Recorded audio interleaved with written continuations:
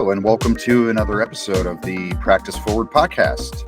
I'm your host, Owen Bush. Today we're joined with Michael Yarinsky, co-founder of the Office of Tangible Space.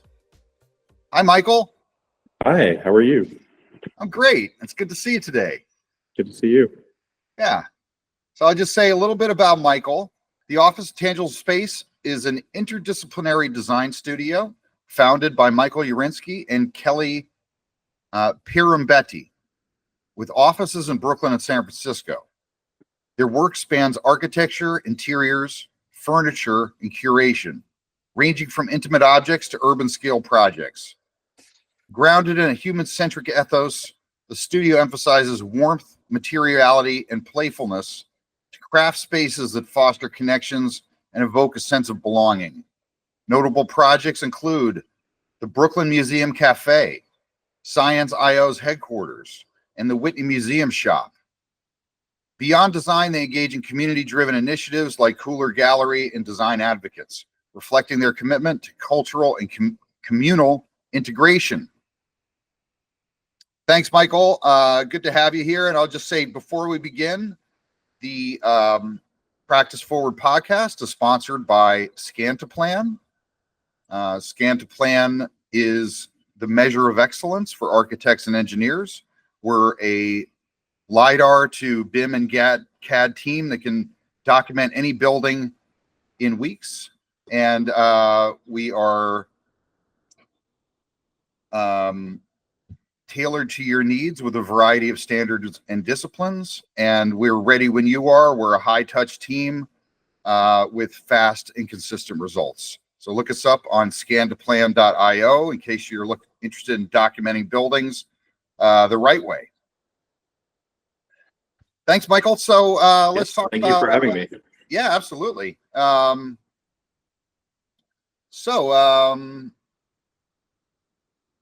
Office of Tangible Space is doing such a wide variety of projects. I don't even really know where to begin. You guys are all over the place. You're making... Thank you. You're working in cultural institutions. You're designing objects and furniture. You're doing residential projects, doing retail and office projects. I don't know where even to begin here. We've got so a lot of your work merges architecture with curation. There is, even in your residential projects, a feeling of being in some kind of installation almost. Curation and emotional resonance. So when you begin a project, what's your first move to ensure that the space is telling a story beyond its function? Yeah, that's a really interesting point. I think that is probably the core of what we try to do with every project, is have that emotional resonance. Like, I think so much in design these days is really focused on like the image or like what goes out online, and that's important, of course, but I think for us the most important thing is like, how can this space that we've made, or this building we've made, or this piece of furniture impact you as a visitor. And so it's a really in-person experience that we're after, and in order to kind of lock in on that spatial experience, we're pretty rigorous about including that. Almost the earliest thing in our process is, what is the feeling we're after? Right.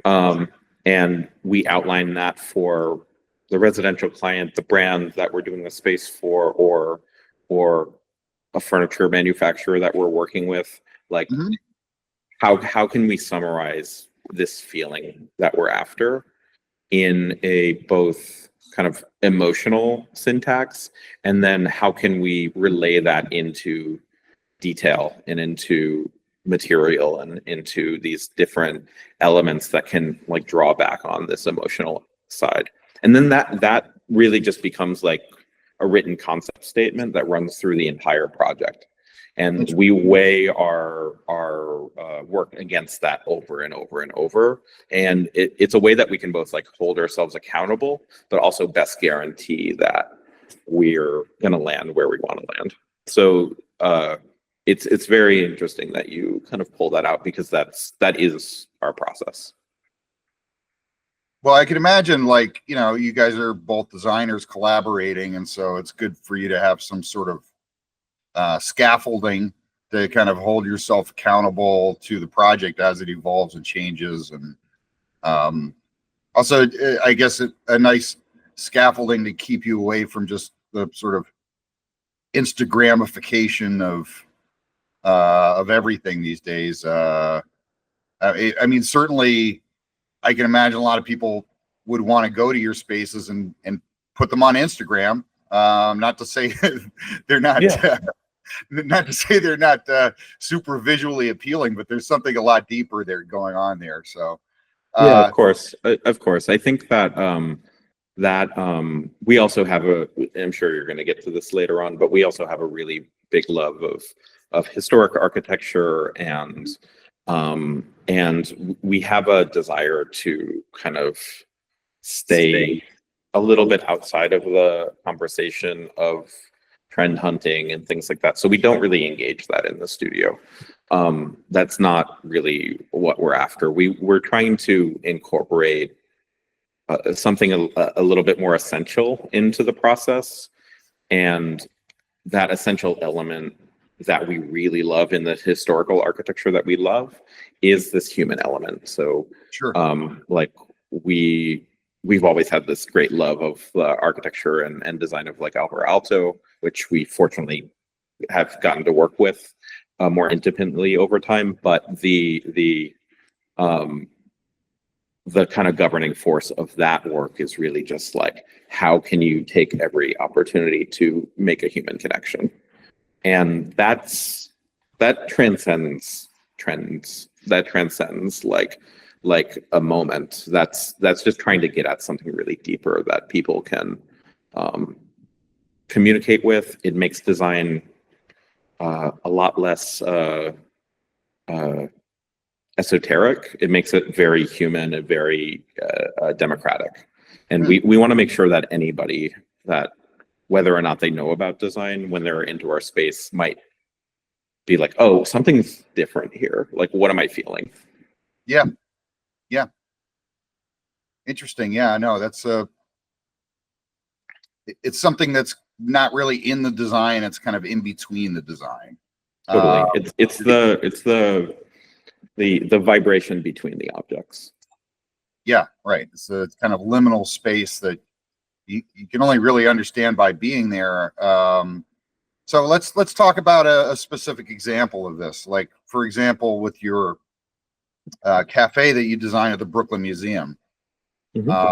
So what was your process like in terms of thinking about the emotional resonance and the hallmarks of what you're going to be using as sort of emotional scaffolding for this? Yeah, totally. So the Brooklyn Museum, I mean, this is a really good example of what I was just talking about, this emotional scaffolding. So we knew going in that we were tasked with turning the front atrium space at the Brooklyn Museum, that's very public, but had always been used for like rentable events.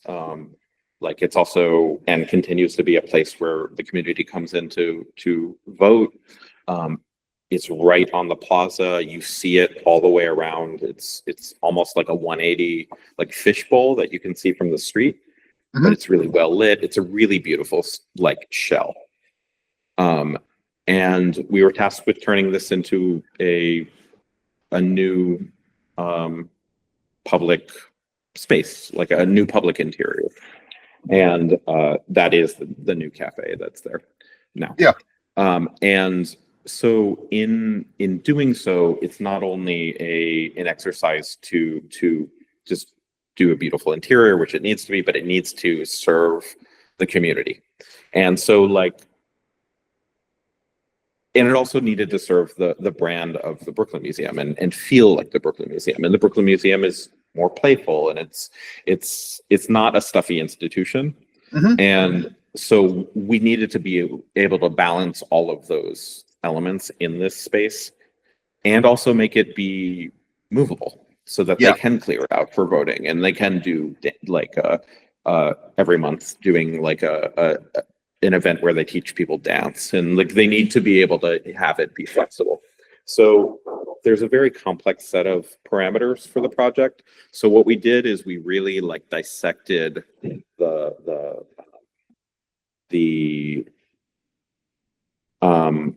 more or less like the ethos of the Brooklyn Museum and narrowed it down to these actionable directives for ourselves to be a guide for the whole project. So what that looked like is we wanted it to be a space that welcomes the community. It is meant to look open and inviting. Anybody entering the space would be able to find a place that they felt comfortable. It's approachable, but it still makes like a strong statement. And then to the ethos and the vibe of the Brooklyn Museum, we wanted it to feel like courageous and joyful, playful, having impact, but also simple. Like it shouldn't feel like expensive or like overdone. Yeah. And then at the end of the day, we really just wanted this to be a space that had so much impact that people would remember this experience. And so that is kind of that like core like theming, and almost like the rule set that we judged our moves that we do in the design process against. Like, oh, does this, like, why would we do this? This doesn't feel very community, like, in a way. So like, let's choose this over this. It becomes our like rules by which we judge our own design, and it holds us a little bit more accountable, and then it gets us a better result in the end. And then within that, there's a lot of area for flexibility. So color and being able to look away on historic references, and creating these like kind of islands and streams in terms of the circulation and the flow became a really big governing force to the execution. But all of it still connecting back to that ethos and the Brooklyn Museum mission. Yeah, no, you look at it and it feels very egalitarian, very low key, but at the same time, there's a whimsicality to it. There's a playfulness there that I could imagine, people wind up having very kind of fun and spontaneous memories in that space, and without even necessarily knowing that, the architecture and the design were, influencing them. Exactly. That's kind of like what we're after. I feel like the design is meant to kind of just like open up this new experience and set the tone for people interacting in these spaces. Mm-hmm.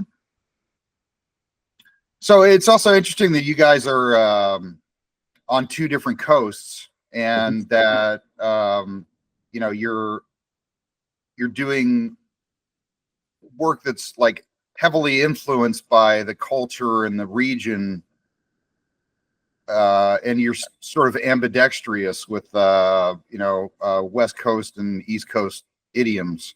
Obviously, you've got things like the Whitney and the Brooklyn Museum that are like, very iconic New York signatures. Then you've got some of these projects you're doing on the West Coast that are, equally iconic to that design vocabulary. Let's talk about another. So you're also doing a lot of office redesigns. Science.io and Caruso are two workspaces you've designed, deeply atmospheric spaces. Tell me more about how you guys think about, I'm really interested in this sort of pre-process that you do before you actually start talking about design. How do you think about workspaces? Yeah, again, it's much the same way. Like at the end of the day, I think like, well, maybe I would back out and just say the big difference between office spaces and a lot of the other types of spaces we do is probably the scale of the amount of like furniture in the spaces, just pure volume of space, and the pretty rigid functionalist requirements. But once you get past that, there's a lot of opportunity, and that opportunity comes a lot from how we view brand and how we view this kind of like concepting phase at the early side of the project. So one of the kind of it's almost as a joke at this point, but when we have initial conversations with tech office brands, like we have kind of said like, okay, we're not just going to come in and take your brand color and paint the walls that color. That's not what we do. So like, let's just shelve that idea. What we want to do is discuss with you, interview you, what's important to convey for both your clients, your shareholders, your employees, your staff.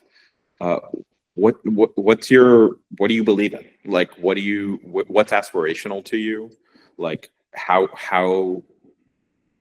do you want this workspace to feel? And like, what's important company mission wise that we can dig into and find form and find material. And so we start on that level rather than brand color or logo. And that becomes like the driving force, like with a lot of, especially brand projects. Like I would say Brooklyn Museum Cafe is totally a brand project. It's just also a public space. That we start from there, and then it brings us inevitably to really interesting outcomes, because everybody is truly different and every brand really is different, and they believe in different things, and that has different implications for physicalizing that. So yeah, you brought up Science.io. That's a really good example. So they're a biomedical tech startup, and they have a really open ethos. I mean, they're handling data and things like that in different ways. So there are like sort of certain requirements to the space to make sure that those are handled well, and everything is like safe and legal, which again, we cover all of that in terms of service. We make sure that we're still giving them like a truly functional space. That's like always number one. Yeah. But then finding these areas of opportunities, there was a ton of opportunity in that project to basically be like, okay, outside of those requirements and outside of making sure that everybody has a workplace, like we're kind of flexible. Like we're like open to like having you help us conceptualize how we want to work. And so that space became very flexible in its layout, and in terms of how we were able to like incorporate a lot of vibe into the space. So we're just very open to like to that journey. And yeah, it allowed a lot of room for innovation. That project was also kind of happening right in the middle of COVID. So they didn't know exactly when they'd be able to be coming fully back to the office. So in certain areas, we had this kind of invention come out of that, which was this integrated desk with movable pendant light that kind of looks like a lollipop that comes through the desk. So like the pendant light is on this like arced, very, very tall, like 10-foot armature with a pendant light that it stays fixed in place, but the desk can move up and down. That allowed us to move those desks all over the space and spread them out or group them together depending on the spacing. So that design kind of just resulted from the pandemic, but we liked it so much we kept it in the final design. in certain zones. And then, yeah, the vibe of that space was really about kind of let's nod to a lot of the kind of the cleanness and things of medical practice, but also make it really inviting and warm. So there are like pops of like white powder coat and raw aluminum and metals, but also just like warm leather and dark woods and trying to balance out lots of plants, lots of daylight that are all in kind of pretty unique balance in that space. Yeah, we really love that project. Yeah. Let's talk a little bit about some of the residential work. I'm looking at this East Hampton residence, and you guys, I think, coined a new term for this, soft brutalism. And I think it's a great way to describe it. I guess I'll just say, from looking at it, if I were to walk into this house, I'd be so disoriented because it carries forward all the hallmarks of the 80s architecture that it is. It still has it's very the renovation you guys did was incredibly loyal and faithful to this kind of 80s design aesthetic. But it's almost as if it's like a modernism where all of the edges have been softened, all the corners have been rounded, everything is very kind of soft and sort of squiggly in some ways, you know. And but at the same time, you know, it's so you really maintain so many of these, you know, material approaches and things that it's I would be doing a double take. I'd be like, is this a period house or is it new, or there's something different about this place? So that I don't know, that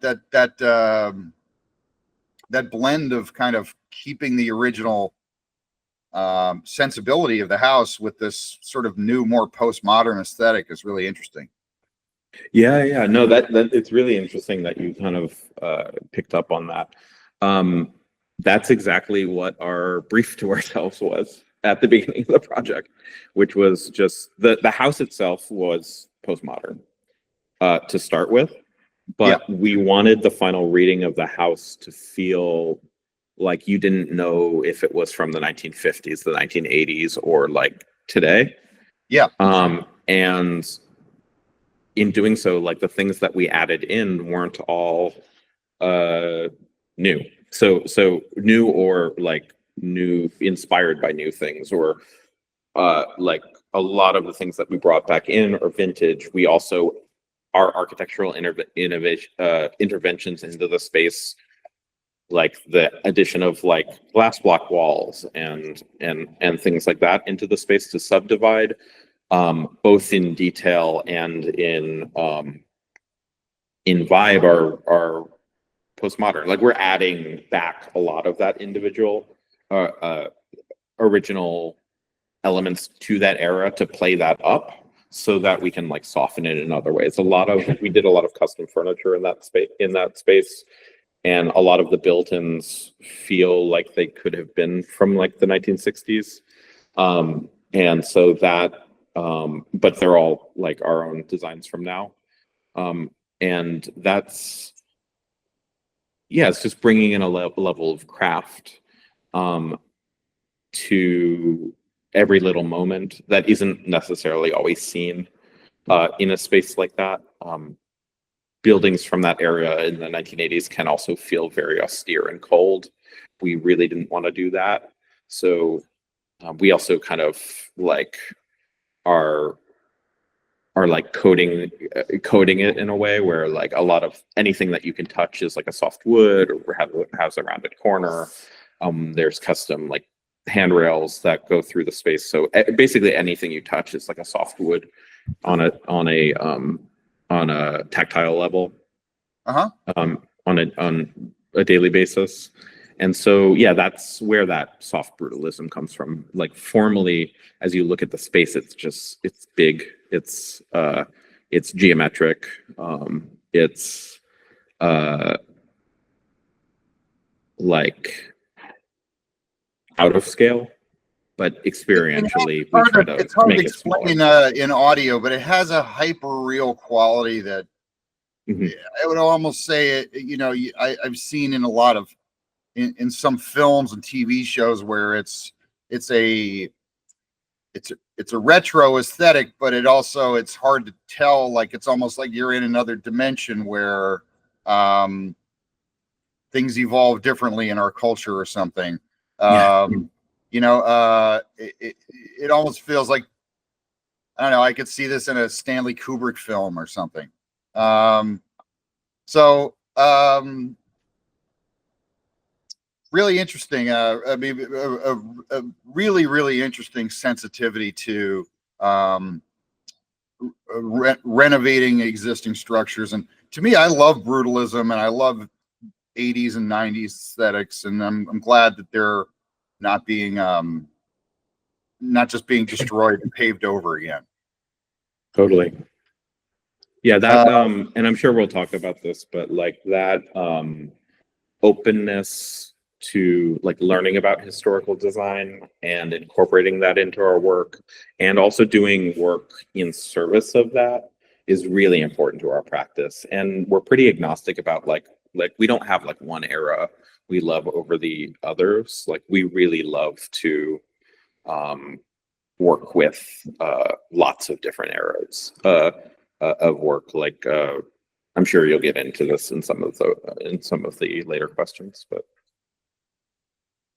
I mean, it's always interesting to me to hear about how architects think about time and legacy and their position in time, and looking forwards, looking backwards. And sometimes it's like you turn the clock back. In some cases, I would imagine this renovation, you're going more into a mid-century modern direction than it was when it was built in the 80s. So you're kind of taking it backwards in time in some places, and also then by sort of mixing these different signatures, it feels so different and new that it feels like it's from the future. totally. I think that there's certain like things that really worked in different eras and things that didn't. Yeah. And there's a lot of really cool writing and thinking around like postmodern and the reason why people were doing these things. It was really like it was moving away from modernism, and like the like, why does everything have to just be functionalist? Can we just do anything that it's just pure expression of form? But in doing so, like a lot of the details and things get lost. Like modernism has like a complete like almost like an ode, and like like God is in the details is like modernist ethos. And in postmodernist, the details are kind of like like background, like in support of the form. And like that's where I think maybe what you're talking about, like a lot of what we're bringing back in is the tactility and the detail that I think make postmodernist form generations sing. Yeah, that's what we really appreciate there. Like I love postmodern form. I mean, it's hey, if you can help us figure out how to salvage and make these buildings sing again, as you said. I mean, I think that's one of the reasons we founded Scandaplan is, we feel like in some ways there's not really any need to make any new buildings. There are so many buildings out there, and I think one of the greatest things we can do for the planet, for sustainability, et cetera, for our own cultural preservation is to keep these buildings alive. And even though they may have fallen out of favor aesthetically, but it's amazing to see how things can be reinvented, and you guys can tweak things with such a light touch, and it just changes everything. Yeah. And sometimes, I mean, on that subject too, we're working on quite a few. Like, I think we're starting to get a niche in terms of taking on these kind of important works of architecture and doing a lot with them. I mean, the biggest example recently, this is not a residential project, but we've recently been doing the kind of preservation work around the Alvar Aalto Kaufman Center in Midtown Manhattan. And that has been a really important, like, kind of like work for us personally in the studio, just because Aalto has always been kind of like the #1 North Star. Wait, to just tell people who he is. He's a Finnish architect. Yeah. Alvar Aalto was an early modern Finnish architect. Worked from around like 1929-ish through like the mid to late 60s. And he kind of single-handedly in some ways like created the Finnish architecture aesthetic after World War II. Obviously had some predecessors. Eliel Saarinen was his predecessor, and made a lot of big public buildings too. But in terms of like modern design in Finland, a country that is known for modern design, that's Aalto. And Aalto was very different from a lot of modernist architects at the same time. Incredibly prolific, especially in Finland. Did work outside of it. Did about 5 projects in the US, actually. But he always started from this human interaction, and you see that in the work. The work really vibrates when you visit it. If you haven't visited an Alvar Aalto building, you should. You'll get what I'm talking about when you're there. Is anyone able to visit the space that you guys worked on? So no, so it hasn't been in public view for about 25 years.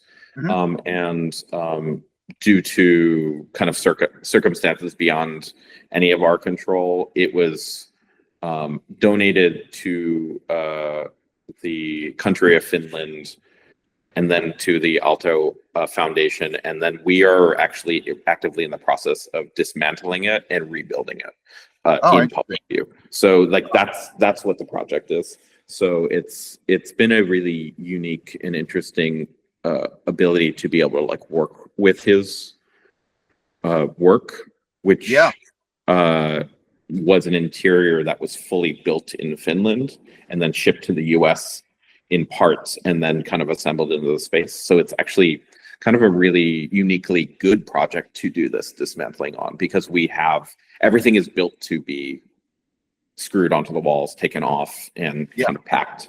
And so we're able to kind of do it quite well in this space. But it's been a really interesting process of getting to like learn on the ground about this work, to be able to kind of be there to oversee as these pieces come down and get handled by art handlers, but to see the markings behind all of the wall pieces, and to see that, Aalto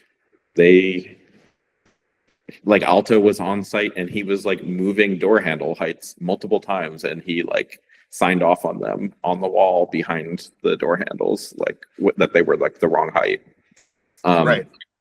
And so you get to see that must be amazing to kind of see under the hood of exactly.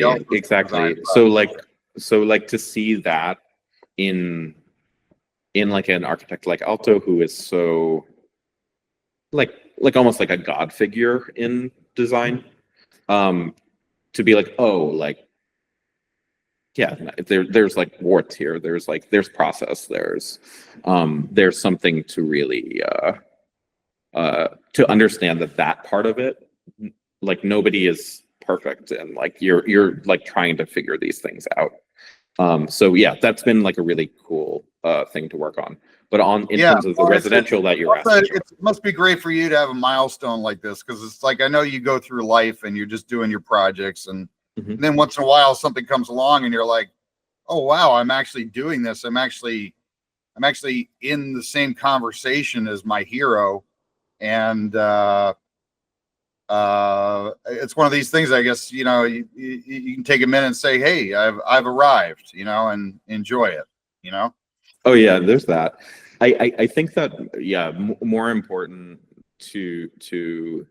um to us and I think the reason why we got this project is that it's just really important that the people that are working on these projects are really well aligned with the organizations that are kind of putting forth the project, like the Alto Foundation, the Finnish Cultural Institute, the Consul General's office really needed to make sure that the partner that was kind of handling this stuff on the ground, our studio, just completely shared their ethos and like understood the importance across the board. And I think when they met with us, they were just kind of like, yeah, we don't need to tell you. Like it's we don't need to tell you what this is and how important this is. So like that was the number one most important thing for them. Very deep reverence for this, and you see your reverence for, you know, multiple phases of architecture, modernism, postmodernism, that sort of resonates through your work. And I would say so you guys are also developing furniture as well as architectural spaces.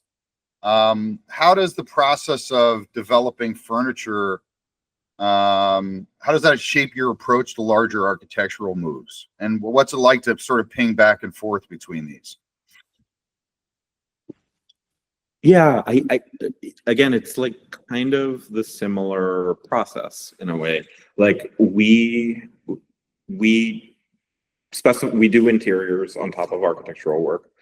We're always like looking for and purchasing furniture, but whenever we feel like we need to have a really particular feel of a piece of furniture or function and we can't find it, we see that not as a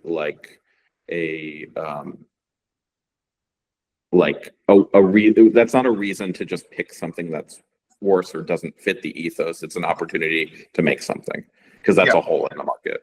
Like there's something like if we can't find that particular thing, like let's do it. So that's kind of like where our like furniture design always started from. And so we had always been doing custom furniture for clients, maybe one or two pieces per project, just as a kind of like side thing.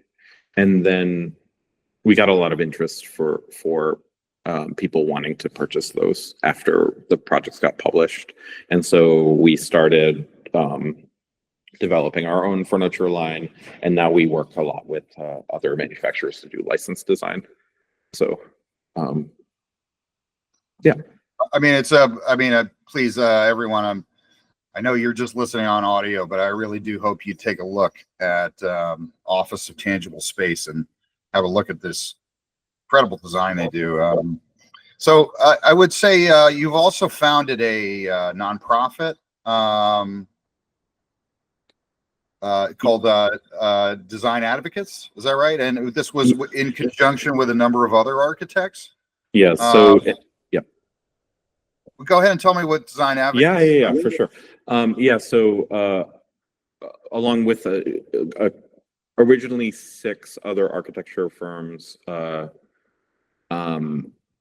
during the pandemic, we all kind of put our heads together, and we're trying to make some like impact with our work, especially because like the floor kind of fell out for a moment on paid work at the beginning of the pandemic. Everybody was kind of like scrambling, trying to figure out what to do then. And so we kind of put our heads together and then started this network called Design Advocates of I think right now it's teetering right around like 100 architecture firms, small architecture firms that do pro bono projects for clients or potential clients in need of design services. And what's really interesting about that is that we were able to offer design services to people that wouldn't ever be able to afford that, and then to kind of like understand like that is a role that we can kind of take, and we have a lot to give on that level. And so yeah, I'd recommend digging into the Design Advocates website and seeing all the impact that's been made across the board there. Early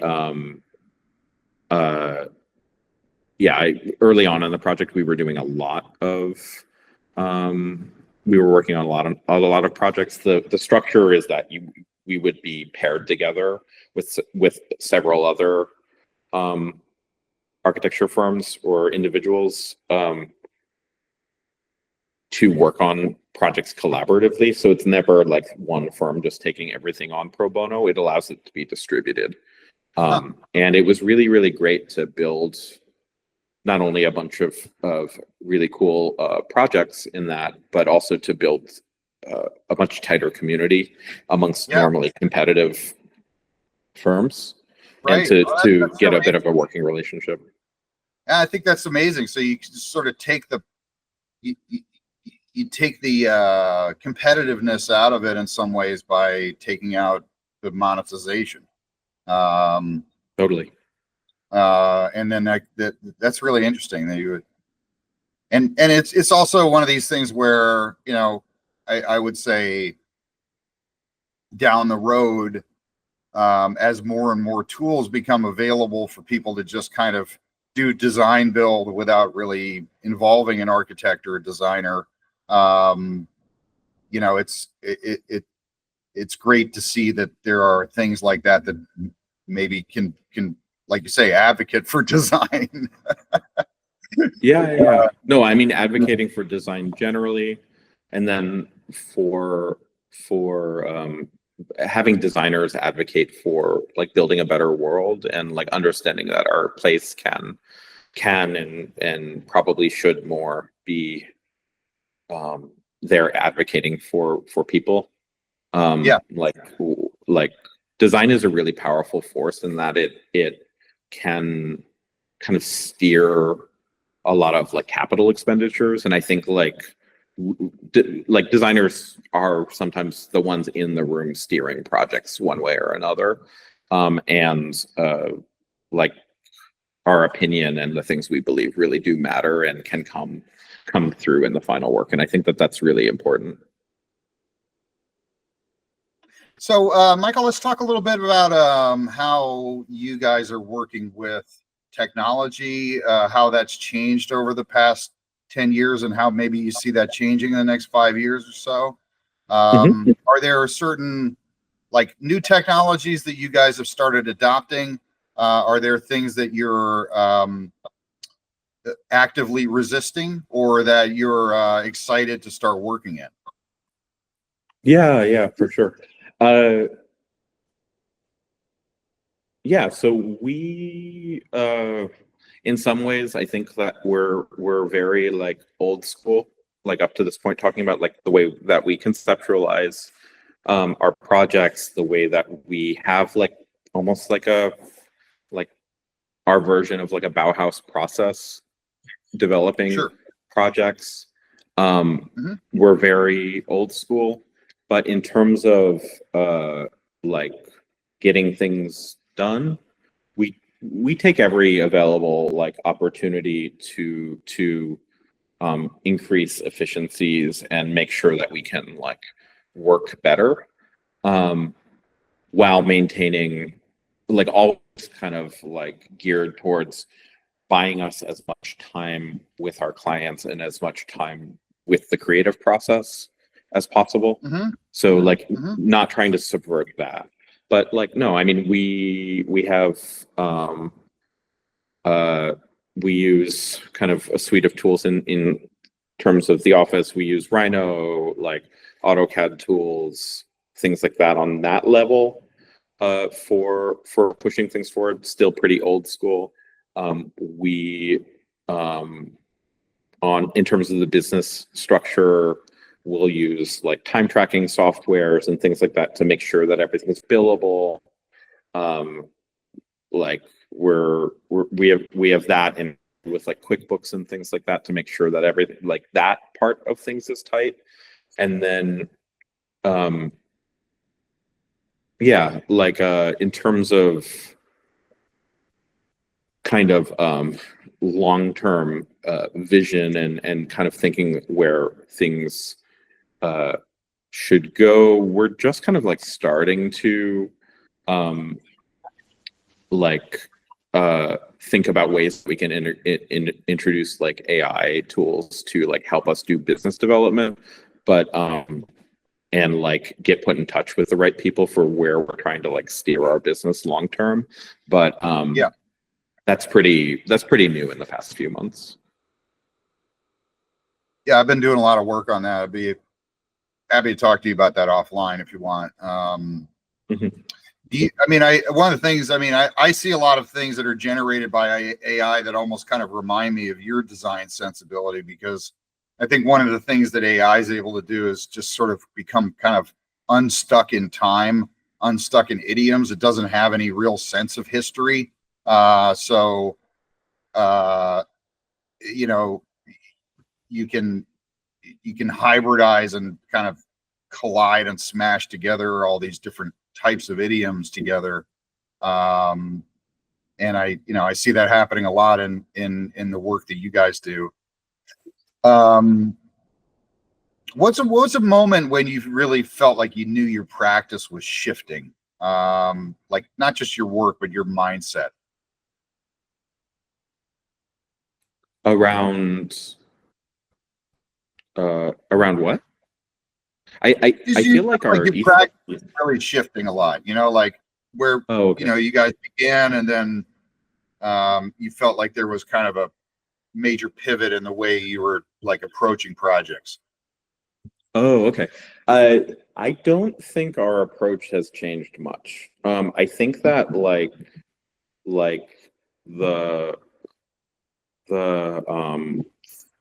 the time over time, our studio kind of having a presence and being out there in the world, like maybe more people have taken notice and more people in positions that could hire us have taken notice, but our process hasn't changed that much and our ethos hasn't changed that much. I think we're getting a lot more opportunities now to apply that process and ethos and way of thinking to more projects, but I think that we're always kind of evaluating the types of projects that we want to take on, and every project, of course, has its different set of constraints. But like kind of our core driving principles are almost like our founding documents of our studio, and that those have rung quite true all the way through. Like Right. Yeah. Well, you definitely see a real signature and consistency throughout all your work, even though it's ranges from everything from retail to commercial to residential, and furniture and all kinds of other objects. We didn't even have a chance to talk about your gallery, but you're also a gallerist, and really amazing to see, how you guys are really pushing forward design and into all this kind of new uncharted territory of the 21st century, and what even is 21st century design. I looking forward, like for the next 5-10 years. How podcast is called Practice Forward. So what do you see? How do you see yourself practicing forward, moving into the next 5-10 years? Yeah, I mean, I think that we've been trying to lay the groundwork with every project that we do to make sure that our studio is around for the long haul. So we're trying to build like a portfolio of work that allows us to continue to build and continue to go bigger and continue to have impact, even like long-term cultural impact as a studio outside of the world of design. Like I would love like 30 years from now for like my mom's friend in Florida to like know the name of our studio, as just in terms of Yeah. like, oh yeah, there are those people, like not on the not in terms of like fame, but more in terms of just like, oh, like, yeah, they're the people that do this. Like, oh, I've been to that building. I've like, I had that impact me. Mhm. That those kind of like the crumbs that we're laying, or the seeds that we're planting to grow where we want to be headed. I think in the shorter term, like 5 years, we're going to be doing more hospitality projects, hotels, and things of that nature. Continue to do big tech offices, continue to do kind of smaller projects for art institutions. Yeah. Smaller projects being like this Brooklyn Museum Cafe. Long term, what we want to have that be is full museums, like full architectural innovations on a larger scale, and Yeah. and the interiors to go alongside that, and like we have dreams of doing a public library, like schools. Like we want to kind of touch into a lot more kind of like cultural touchstones in our work long term, and do like really meaty, diverse projects, but bigger, higher impact, and kind of more time tested or durable designs. Yeah. Yeah. Well, I can totally see that happening, and I'm sure it will. And I really look forward to seeing all the new projects you've got coming out. I know you mentioned that you guys. Let's just talk about one last thing before I hang up. I know you mentioned that you are working on developing a new house that was demolished in the fire in LA. Yeah. That sounded like a pretty interesting project. I'm sure there's like probably going to be a lot of like new and interesting architecture springing up out of all that land that, everything burned down. Tell me a little bit about that project. Yeah. So kind of back to what we were talking about with this historic preservation. So this project's about to get published by Architects Newspaper. They're doing a big deep dive into the project with us. But yeah, it was one of the first houses ever built in Altadena in California. Mm-hmm. And it was by Green and Green, kind of very famous local architects. I think you would probably say that it's from the arts and beautiful existing house. And we were doing a very careful expansion and modernization of the house. The house was fully designed, and we were just kind of moving into construction. So luckily, even though the house did burn down in the fires, the existing house did burn in the fires. Luckily, our clients hadn't moved in yet. The contractors didn't lose anything on site, but and there was nothing in the house at the time. So that was all kind of very, very lucky. But Wait, Michael, I have to interrupt. Did you manage to scan the house before it burned down? We fully designed the expansion, and we had kind of full surveys and things. So this is kind of, what I was getting at with what this article is going to be, is we were able, after the fact, in the past few months, to produce what it was going to be. So like in terms of renderings and walkthroughs.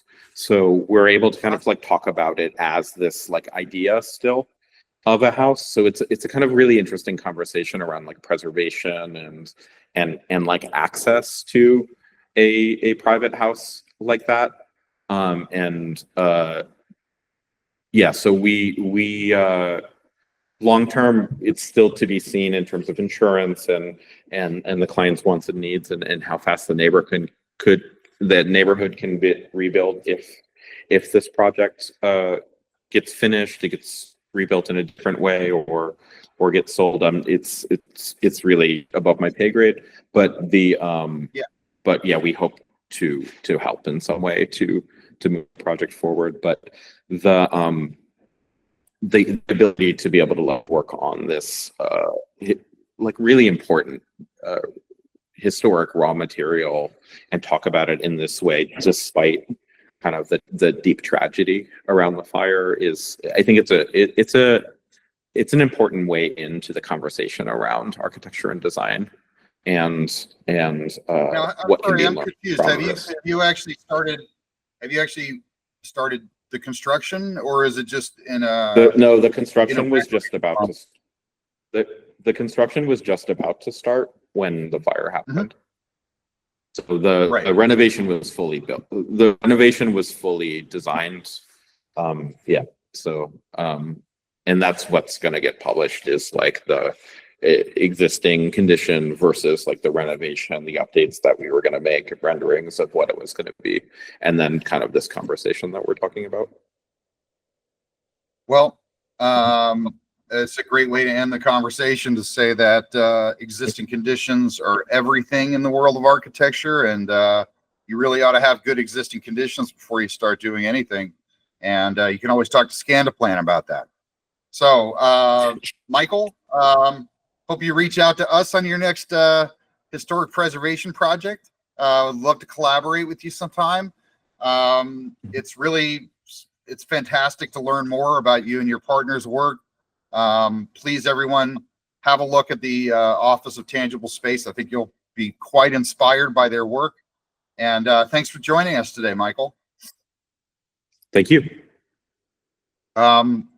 Okay, as always, this is Practice Forward Podcast. I'm Owen Bush. Thanks for joining us today, and we'll catch you on the next one.